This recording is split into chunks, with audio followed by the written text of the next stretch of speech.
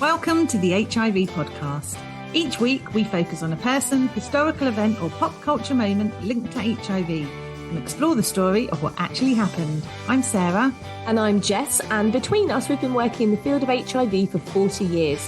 Our aim is to get as many people as possible HIV educated. Bienvenue sur le podcast sur le HIV. Why do you sound like Inspector Clouseau? I wasn't expecting the accent. But you have to do an accent. You have to commit. Do you know what I don't love? You know when you hear people that don't even try and it's like, bonjour. But, you know, if I'd have done it in English, I'd have been like, bienvenue sur le podcast sur le HIV. Oh. You've got to get the accent in there, I think. What a lovely welcome. And why are we doing the intro in French? Because it is only how many days you just looked this up? Just over a month to the Paris Olympics. Oh, gay Paris. Yes. Have you ever been? Yes, I have. Oh. Have you? Yes. I know someone who's actually going to the Olympics. Oh, I think I've told you this before in another episode. I don't think you have. Oh, yes, they are going to watch. They're not competing. Oh, imagine if they were. Imagine if I knew someone competing. That's your next goal. Can't be that hard. I was just going to hang out around the local athletics club. That's weird. Don't do that. So who do you know? So my friend is going to, well, she's going to watch the Olympics. She's going to see, they're doing it, you know, like they did when it was at London, when you could pick several events to go to. And one of the events she's going to is the athletics. Oh, so jealous. Yeah, so I did, when it was in London, I went to the Paralympics and saw the athletics, and it was insane. One of the most like electric atmosphere things I've ever been to. Oh my God, my favourite thing with the Mexican wave. And you'd see it coming and you're like, get ready, go. I love that. And then I also love, well, I just want to prepare her. So I hope she's going to listen to this, Sarah, because I'm just preparing her. And then when people were going to do, you know, the long jump, that's the one with the sand, yeah? Yes. Yeah, okay, good. You know, I'm not a big fan of athletics. So they'd start the clapping in the stadium and it would get faster and it'd almost be like, oh, when they jumped. I loved it. That bit I can get on board with, but that is quite the journey. So what do we know what else she's going to see apart from athletics? No, she did tell me and I've forgotten. Okay, well, maybe I'm not going to edit that out, but I was going to say maybe I'll share that out if we're going to share this with her. It's like Sarah just wasn't listening. She's zoned out. No. You're listening, Helen. I'm so sorry.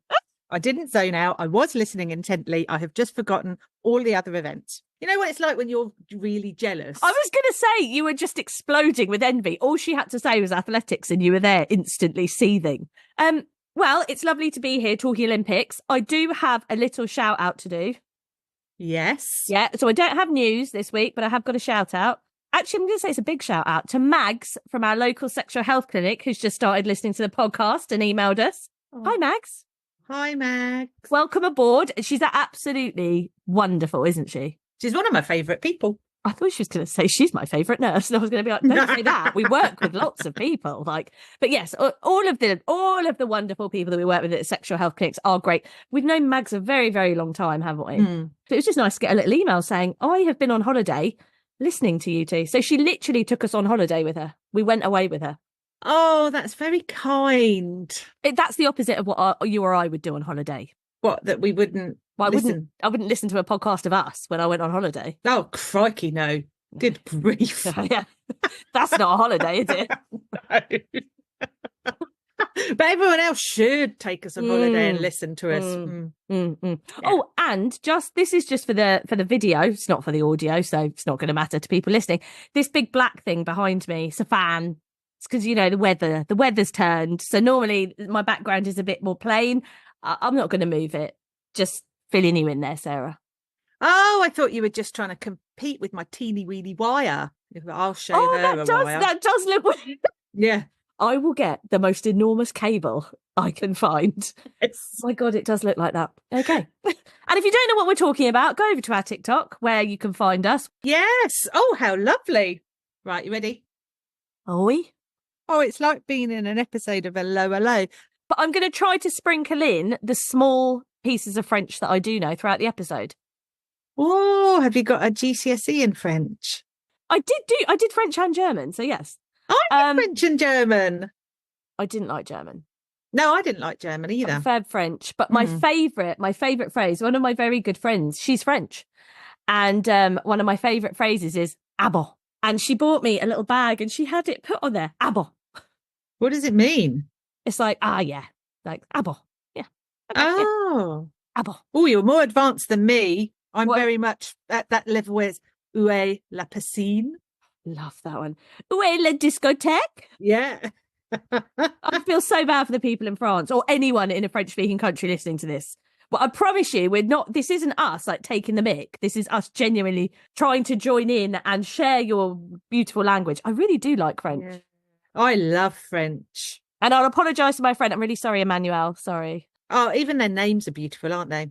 I know. It's a lovely name, isn't it? Whenever we go somewhere and they're like, ask for our names, I'm like, Jessica. And she's like, Emmanuel. Do you call her Manny for short?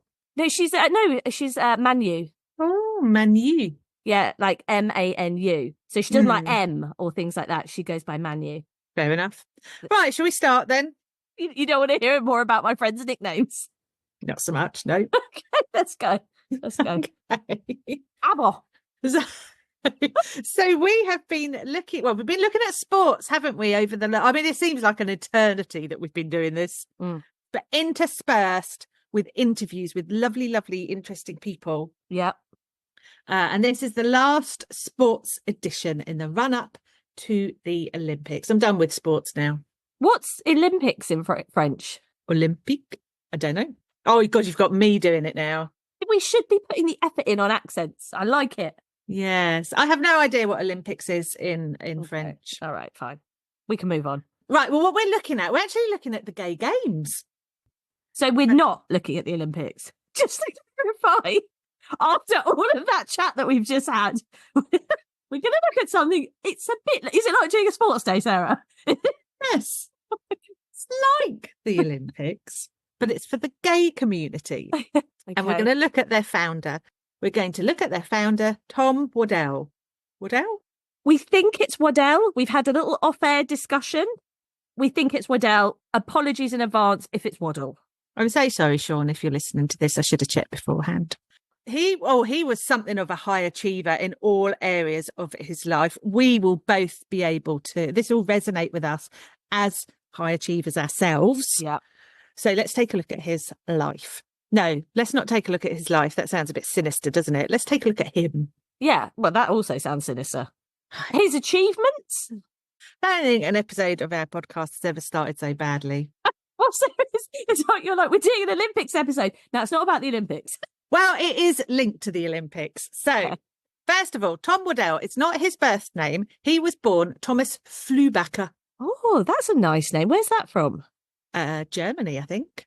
He was born in 1937. Oh, so we're going way back. Changed his name because he was adopted by some former acrobats. His adopted dad, Gene Waddell, was famous for his acrobatics. And there's a film on YouTube, I have seen it with my own eyes, of him and two others. They called themselves the Three Jacksons, and they're filmed doing acrobatics on the ledge of the 86th floor of the Empire State Building. Oh, wow. Stomach churning. That's impressive, though. That's what he was named for. So they influenced Tom and they encouraged him to do gymnastics. And from that, he develops a love of athletics, wins a track scholarship. I reckon I could have won a track scholarship if I'd been born in America. A tracksuit scholarship or a track scholarship? No, a track scholarship, Jess. My speed. I was very nifty on that netball. I was going to say pitch then. It's not called a pitch, it's called a court. But I don't think netball counts as athletics. What? It's a completely different sport. You wouldn't class basketball as athletics. But you'd say they were athletes, surely. Yeah, they're athletes. But I feel like even though you said athletics is your favourite, your understanding of it is fairly poor. Right. On sports day, when we had to do the running races, I was always first in the sprint races. Always. Pushing everyone else over, Sarah, and then winning yourself does not count as winning. I was very speedy back in the day. Really? Yeah. I used to go to a athletics club and everything. You've got quite long legs, haven't you? Yes, I have. And they have served me well, Jess. I'm the opposite. Slow. Oh, really? Oh, I'm slow. I like to run, but I'm slow. I was just thinking when a slow run would serve you well. in a Yeah, race. no, it Probably doesn't not. really. It doesn't serve me well ever, but Anyway. Should we go back to Tom? Right, so they encouraged Tom to do gymnastics. He developed a love of athletics. He wins a track scholarship. Well, I know we've already done this. We're going to leave this in just to show you how chaotic this gets. And he goes to college, but due to the death of a close friend, he switches to something called pre-medicine. But generally, I mean, he is living life to the full. He enjoys his first relationship whilst working at a children's camp over the summer. It's with someone who's a lot older. It's a man. There's a 40-year age gap, but this is when he's kind of finding himself. Shows how different things were in the 40s and 50s. Tom goes on to attend medical school, and he's then drafted into the army in 1966, but he protested when he found out he'd be posted to Vietnam. Anyway, he's like, no, I'm not going to go. Don't want to do it. And he was fully expecting to be court-martialed, but instead he was unexpectedly sent to train as a decathlete for the 1968 Olympics. What? I mean, don't get me wrong. That's amazing because, no one wants to go to war. No one wants to get drafted, do they? But imagine that. Oh, we're going to put you somewhere else. Oh, where is that? Is it sort of, I don't know, some other kind of service industry? No, it's the Olympics. Yeah, that's your aim. Okay. Amazing. And so that is what he competed in. So the decathlon, 10 events. I bet you can't even name one of them, but we'll give it a go. Long jump. Yes. It's because I mentioned it earlier. Running. Yes. Javelin. Yes. Shot put. Yes. What else is there? Hula hooping. No. I'd love to see that. Like woo in the middle of the athletics field. I actually can't think of that many others. High jump. Yeah, high jump's in there. That's it. I'm spent. Okay, so we've got 100 meters, long jump. I actually did that in French accent. Long jump, shot put, high jump, 400 meters, 110-meter hurdles. Hurdles. High hurdles. You'd be able to go under them. Yeah. And win, probably. Discus, pole vault, javelin, and then the 1,500 meters to finish off. Oh, wow. And do you do that all in one go? No, 2 days, over 2 days. Right, okay. But decathletes, they're annoying, really, aren't they? Because they are just good at everything. Yeah, they're definitely all rounders. And he is.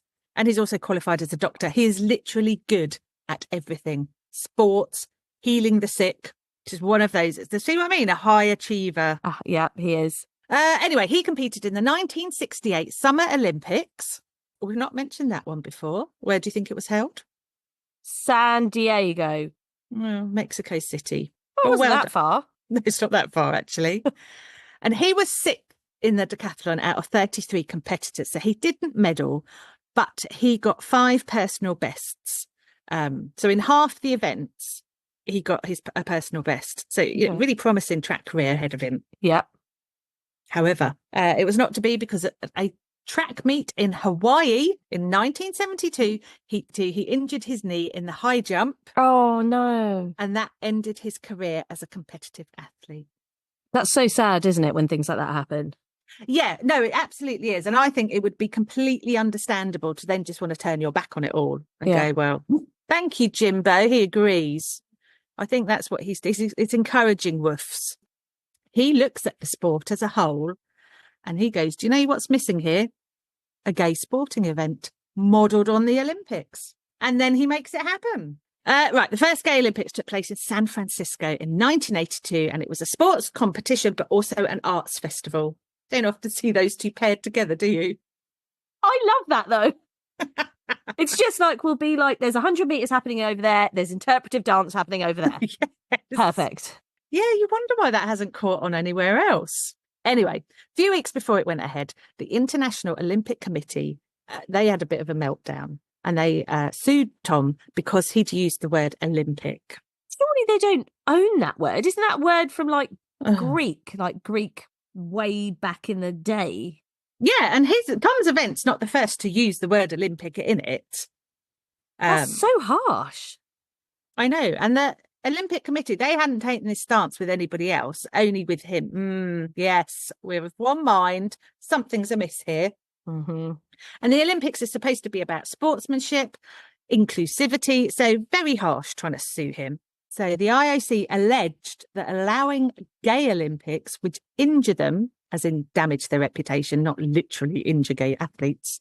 And they obtained an injunction. So the games went ahead, but it couldn't be called the Gay Olympics. It was just called the Gay Games. So there's the link to the Olympics. Thank you very much. Okay, well done. But I'd have called it the Galympics, right? Yeah. Maybe he was just like, I just want to put this on and I just don't want the legal hassle. So I'll just take it out. What a bunch of party poopers, though. Like, why would that hurt them? If anything, I think it's good for them. Yeah. They obviously don't see it like that. So the Gay Games goes ahead. Tom smashing it in his personal life as well. Him and his partner, not the very old person. This is a new person. Were the first gay couple to appear on the cover of national magazine, People magazine. People magazine. Heard of that? Look at him, like, sort of breaking down barriers. Yes. And the Gay Games, it had a kind of profound effect, actually, on Tom's life in lots of ways. But it introduced him to two people that had a big impact. One is his next relationship. So sadly, he didn't stay with the person he was on the cover of that magazine with. And the other is with a lesbian athlete called Sarah. And Sarah and Tom both wanted a child. And they decided they'd have a child together. And their daughter was born a couple of years later. Oh, how lovely. Isn't it? 2 years later after that, so we're in 1985 now, Tom married Sarah. And he married her because he wanted to protect her and his daughter's legal rights. Yeah. Why would he do that? Because in 1985, Tom was diagnosed with AIDS and he died the following year, aged 49. Oh, so there is an HIV link here as well, Sarah. Always. Well done, you. Look at me doubting you. I'm such a doubting Thomas. Oh, and in case you're wondering what happened to the Gay Games, well, Tom lived to see the Gay Games 2 in 1986. He even participated. Oh, so this is nine. So he's diagnosed with AIDS in 1985. He participates in the games in 1986. Doesn't just participate, wins the gold medal in the javelin. No. Oh, I love that. Yes, Tom. Oh, and the Gay Games are still going to Really? this day. Yes, it is. We shall look at it in a tiny bit more detail. So it wasn't, I should point out, it wasn't just Tom that made this happen on his own. Although he's a real go-getter and achiever, there were others who were involved in this and who carried it on after his death.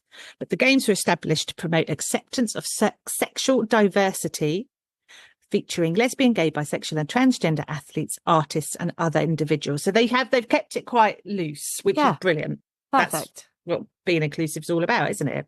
Retains similarities with the Olympic Games, including the Gay Games flame, which is lit at the opening ceremony, and the games are open to all who wish to participate without regard to sexual orientation, but there are no qualifying standards, which is perfect. It really is truly inclusive.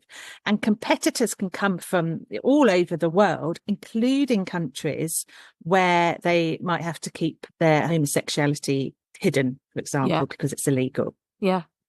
So if you're from one of those countries, this is pretty epic, isn't it? No. And Tom, one of the reasons that he set up the Gay Games was because he had experienced prejudice through competing from other people because he was gay. Oh, it sounds mad, doesn't it, to say it now? But we heard when, some of the other people that we featured and talked about how there just wasn't that representation and the fact that they were getting discriminated against because of their sexuality. Yes. And he's experienced that. And that's kind of what's driven him to go, well, do you know what? We'll have our own games. Good on you, Tom. Right. Let's have a look, because the Gay Games are hosted every 4 years, like the Olympics. It's been hosted around the world, including Vancouver, Amsterdam, but that was a good one. Sydney, Paris, several cities in America. And the next Gay Games is in Valencia in Spain in 2026. How awesome. Obviously, we'll put a link below it, like we do anyway, if people want to find more information. But I love that it's still going. I thought you were going to say, oh, it went for a few years and, then it just sort of one of those things. But I love that. I'm just sad that I've never heard of it. No, nor would I. It's a shame, actually, isn't it? But now, hopefully, now we know. Spreading the word. Exactly. Now we know. We could go to the Gay Games. Well, Sarah, you've told us how speedy you are. Perhaps you could compete.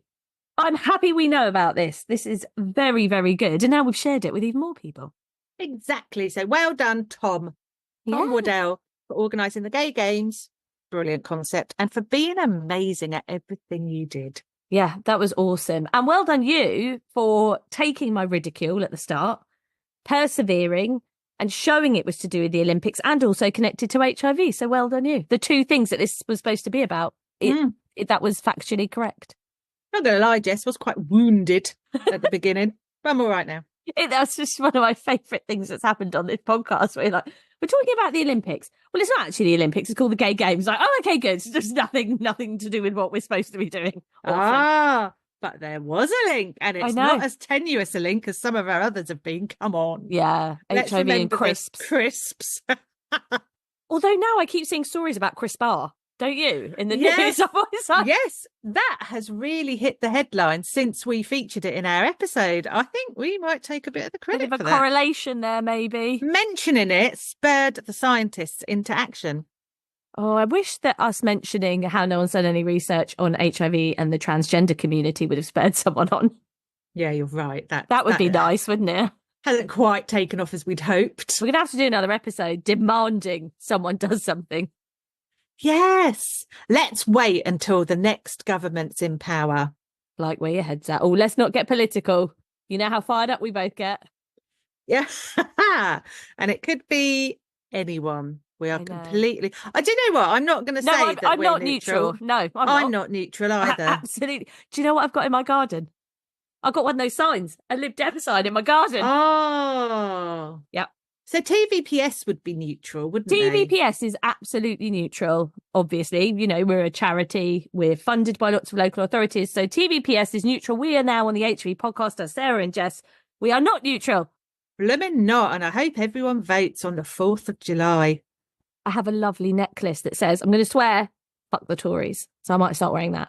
Oh, really? Yeah, it's from Topple and Burn. Yeah, no, it's absolutely amazing. So I will put a picture up of it and get over there. They do like Smash the Patriarchy, all sorts of amazing things, but a beautiful sterling silver necklace, like a serious necklace that says fuck the Tories.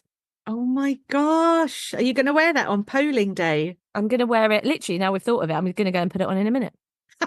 That's it now, from now until... Yeah. It's so... Obviously at work, TVPS, in the drop-in, we can't be political or influence other people. No. And we wouldn't, our service users want to have political chats. So, we just make sure they don't get out of hand. But we are neutral when we're at the drop-in. We just take it, we just let it all rip on here. Yeah. Yes.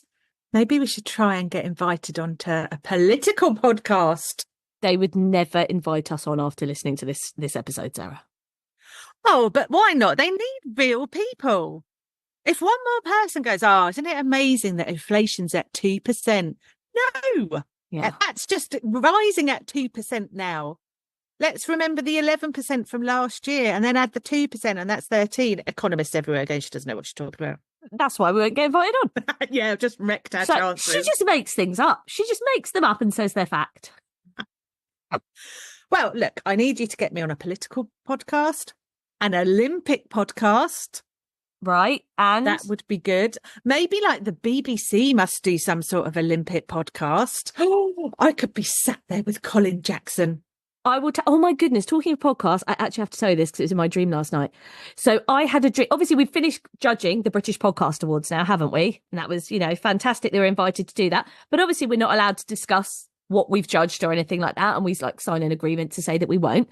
But in my dream last night, I dreamt that I bumped into someone that I had judged, like a famous person, and I said to them, "I judged your podcast. Don't tell anyone." In my dream, I dreamt I did that. Anyway. Oh my gosh. Yeah, how crazy dedicated dreams. You are, dreaming about podcasts, crazy editing dreams. them, presenting them, listening to them. It's like your whole life. I do love a podcast, Sarah. I do too, but I don't think I'm as invested as you are. No, I literally a true crime podcast on like a Saturday afternoon where I'm like pottering about. Oh, that is dream life. Oh, that's not for me. Thanks for listening to the HIV podcast. If you enjoyed our podcast, please like, rate and subscribe wherever you listen to your podcasts. You can now also follow us on Instagram and TikTok at the HIV Podcast for behind the scenes insights and video. The HIV Podcast is produced by Thames Valley Positive Support.